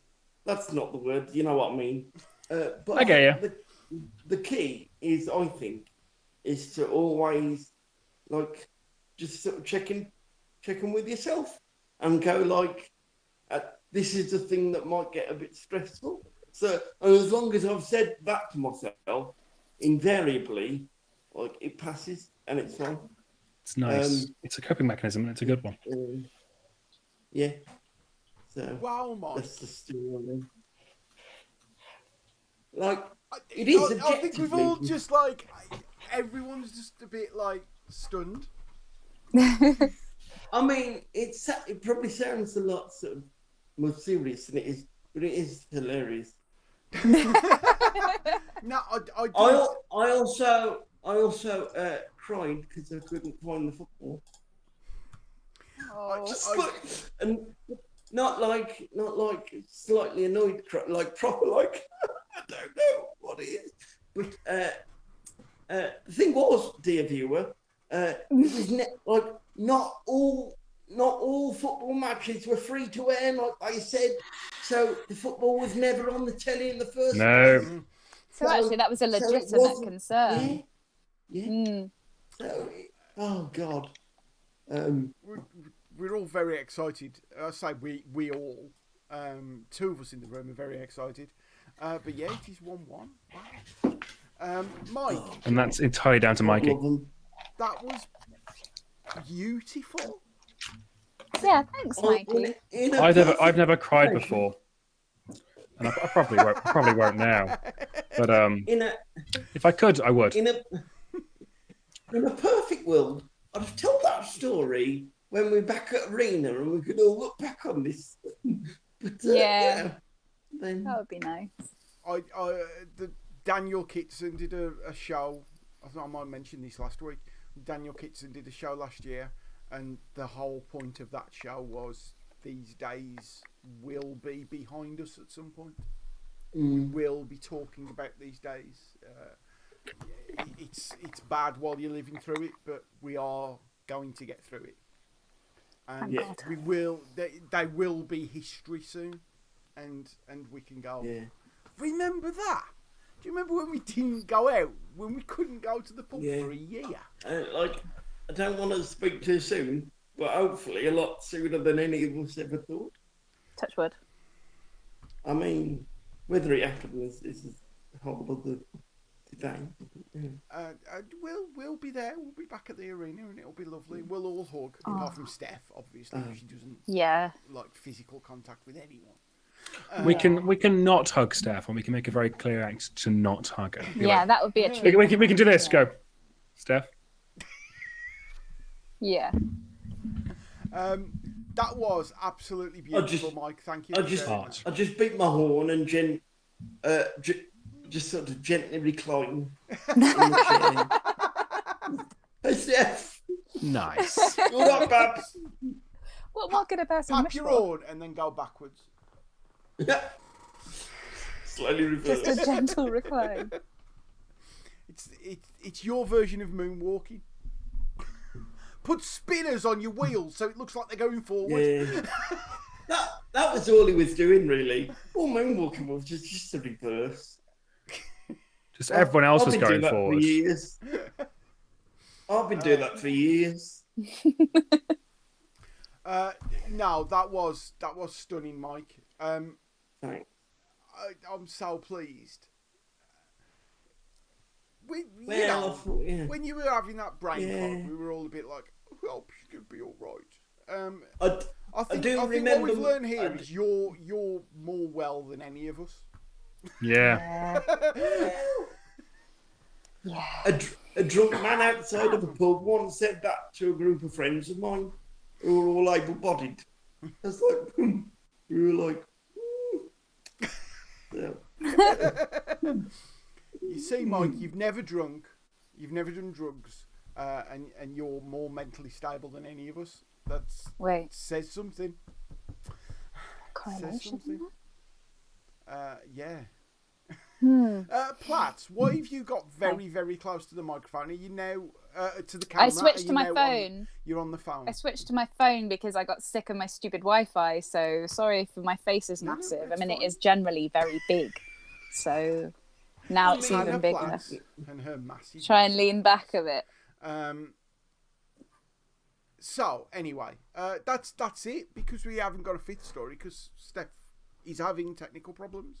So can we just give Steph a round of applause? And Steph, please she's my favourite. Can we give a massive round of applause to Mikey, who's just like a life-affirming story. And we'll be back next week. I suppose the thing where we're going to be doing stuff. Don't know yet what we're going to be doing.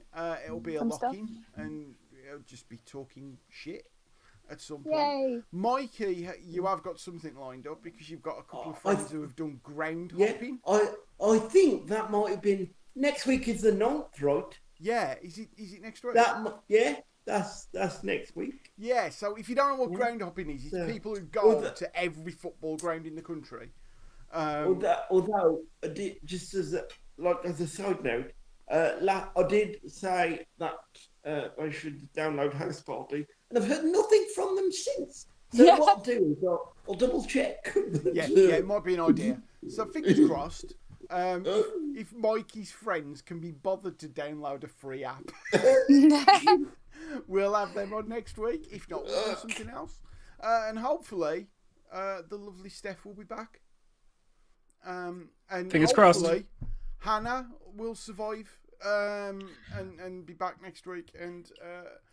But we'll end it there. Thank you, everyone. And hopefully, Wolverhampton Wanderers will get a draw. And hopefully, get a draw. I'm hoping, mate, that we'll pip it at the end. You know what I mean? 93rd minute. Imagine that. Fabio comes in, back post. Bundles. He's like an Afghan hound, isn't he? Of a footballer. His hair. Right. I'm looking forward to Dendoncker scoring a 45-yard screamer. All that'll do. That'll do. Anything. Yeah. Really. Anything at this point. Right. Everyone who's left, say goodbye to the YouTubes. Bye, you. Goodbye, the YouTubes.